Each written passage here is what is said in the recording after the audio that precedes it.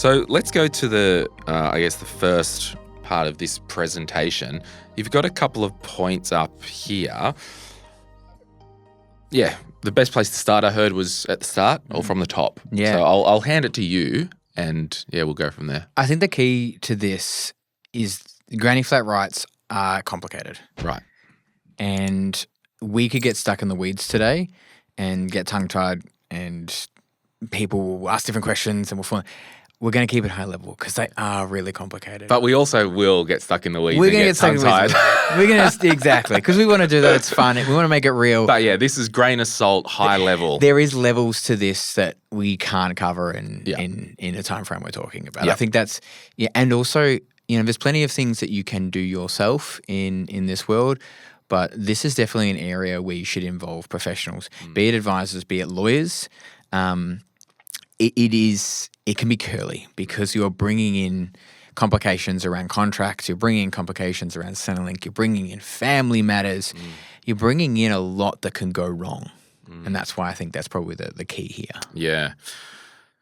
So what is a granny flat right?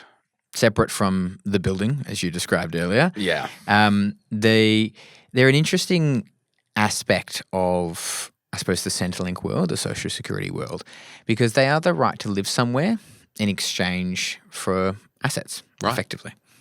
So it's kind of a way the system has recognised that there's going to be situations where you might have a parent, a grandparent, who owns a house, is living by themselves, living as a couple, whatever it might be, and the family situation dictates that they might need to change their arrangement.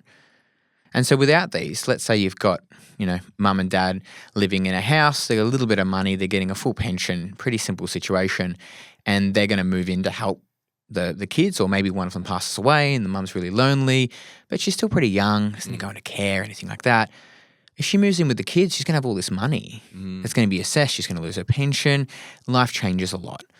And if she gives that money to the kids without anything like this in the way, then she's also potentially going to be subject to gifting rules and all the other fun without stuff. the granny flat right and provisions, you may trip over gifting pretty fast. Yeah. And then if we flip it to the other side of it, if she gives away this money to help, the right also protects her. So the key to this is that it's the right of a life interest. It's the right to live somewhere, so that if she gives that money across, they don't turn around 12 months ago, guess what, Mum, you're annoying, get out. And we'll keep the cash. So this is, just for the total avoidance of doubt, it doesn't have to be an actual granny flat to use these provisions. Correct. It could be a 4-bedroom house that mum or dad put money into and, had this right that they've got the right to live there, and that wealth, the kids are enjoying it, or the grandkids, but it's not a gift. Yeah, it's really important. I think that's where the misleading bit comes in as well, right? We don't have to build a little container house out the back, as flashy as they look. You could just move in. They could live in the same 4 walls. Yeah. They could give their house. So it could be the gifting of the asset as well. Yes. And so it allows for the flexibility But they've got life. the right to live there. Correct. That's the key. Yeah. That's the key. That's the right bit. And we will talk about some case studies. And I've got a question that I was talking to someone at a party the other night, weirdly, about this stuff. And I keep forgetting to bring it up with Martin, but this is the perfect episode for it. On this slide here, you could transfer assets, including money. So it doesn't have to be an actual house, or what's the go there? It's consideration. Right. That's really the key. So a lot of this falls back to, we will mention it, this idea of deprived assets, which is the technical term that all the gifting stuff comes into. Right. So when we think about gifting is when money is given across with no consideration. Yes. And so that's where giving assets is the consideration. Yeah. Yeah, okay. So how does Centrelink assess granny flats? Well, if we start at the basics, like how does Centrelink assess anything, they've got their asset and their income test. And so within that, they're going to look at, the shares you've got, your bank accounts, your contents, the car, all that kind of stuff. They're going to look at your income, the overseas pension they might have had because they were born in a different country. They're going to look at deeming on assets, they're going to look at rental income, all that kind of stuff. So there's those two tests. What we're really looking at here is that within a granny flat right, you've got a series of rules that calculate how much of that money is still exempt. Because often in these circumstances, mum and dad have a house that they live in, which is exempt from the assets and income test. And if they sold it and moved in with the kids, they could lose that status with that money. So that's really the key there. Yeah, so back to this point where you said, it could be assets. Is there ways that you could effectively, I might make a scenario up, elderly or aged over 65, not that 65 is elderly these days, but we'll say someone in their 80s or 90s, partner dies, left with his house and a big chunk of money or super. Could the granny flat provision work in a way where mum who's 80 sells the big old house, might have $1 million in super, gets 500,000 from the super and puts 1.5 into the kid's house and tie that whole amount up with the granny flat provision?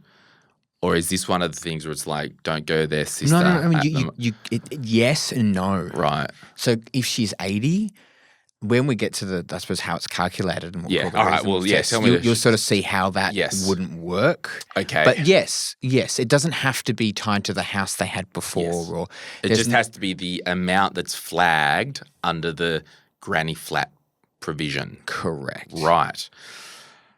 Now, you've given us some options here, and you can see the slides in the studio. So talk to us about these options. This is the curly-whirly bit. Right. Yeah. So when we think about Centrelink, we've got homeowners and non-homeowners. Yes. And there is different assessment for those two, and there's a difference between those two amounts. And they're the same for singles and couples. That difference is actually the exact same amount. That difference is relevant here because when you move into a granny flat arrangement, they've got to work out whether or not you're a homeowner or a non-homeowner. So these are, to position them as options, but it's more just kind of like a way to think about the rules. Right. Okay. So when you're entertaining this granny flat provision, these are kind of three roads that you could go down. Yeah. And two of them are kind of the same road depending on the amount. So, so the key thing is this term entry contribution. Yeah. So that is, for want of a better situation, she sells the house and some super or wherever the assets come from. That contribution, that entry contribution, is really key in this bit.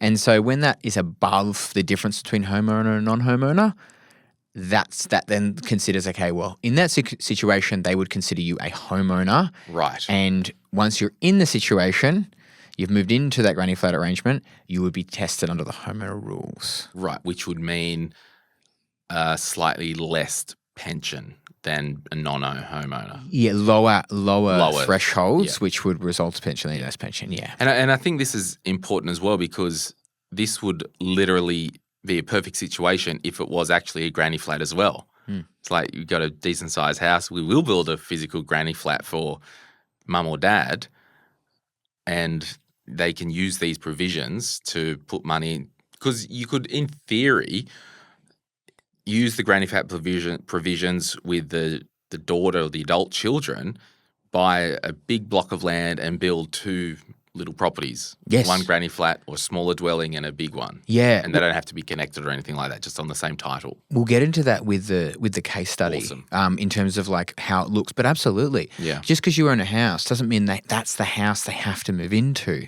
Yes. It has, the rules have flexibility around, as I said before, the complexities of life. Yes. And I think that's the key here. Yes. But if they didn't have a lot of money, that's sort of the option too, right? Yeah. So if we click across that next slide for those who are watching, if they've got less than that amount of money, they're considered a non-homeowner.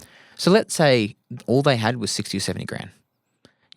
Been self-employed, never saved super. Maybe they, got ripped off. Maybe they were in a retirement village, got in really cheap. By the time they got out, they ended up with 70% of it and a couple $100,000, maybe 150 grand. Or life happened, Yeah, whatever. life happened, 100%, separated it late in life, all that kind of stuff. Yep.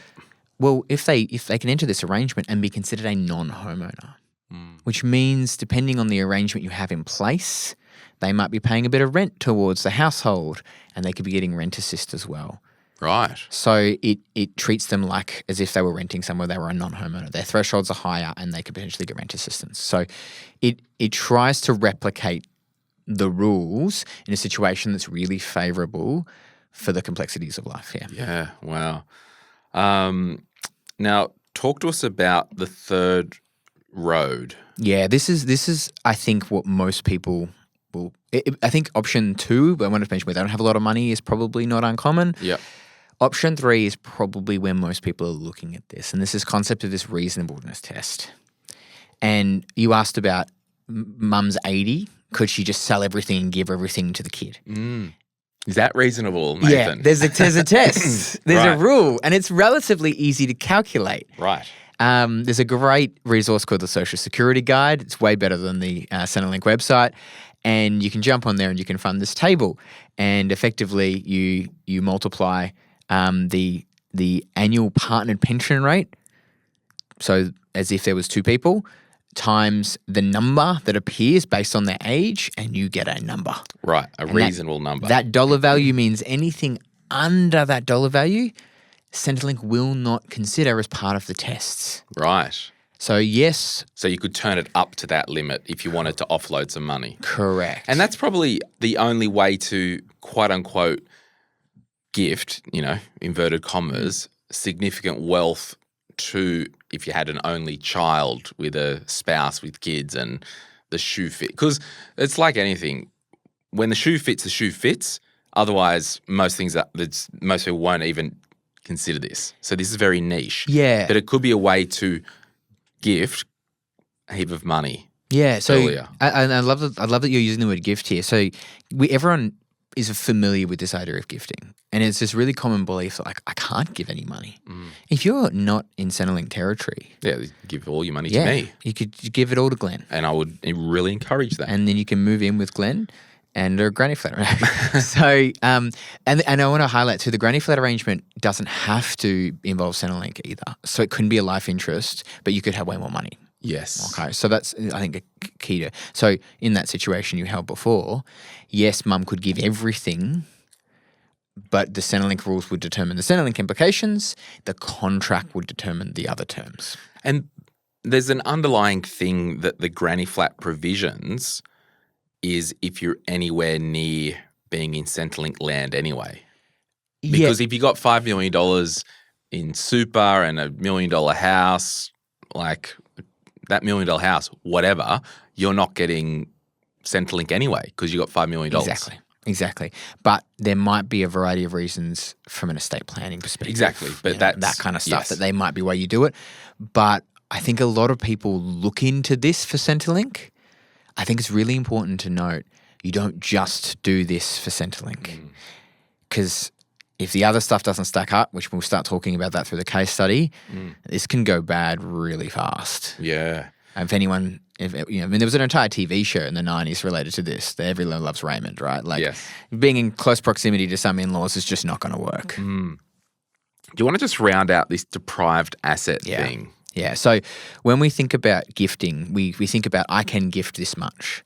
The gifting rules actually stem from this deprivation, to get technical. And so a deprived asset is anything above the gifting rules for most people, but the gift itself is an exemption on deprivation. So is a granny flat right. So that's kind of where I just wanted to sort of highlight that these rules work similar to gifts.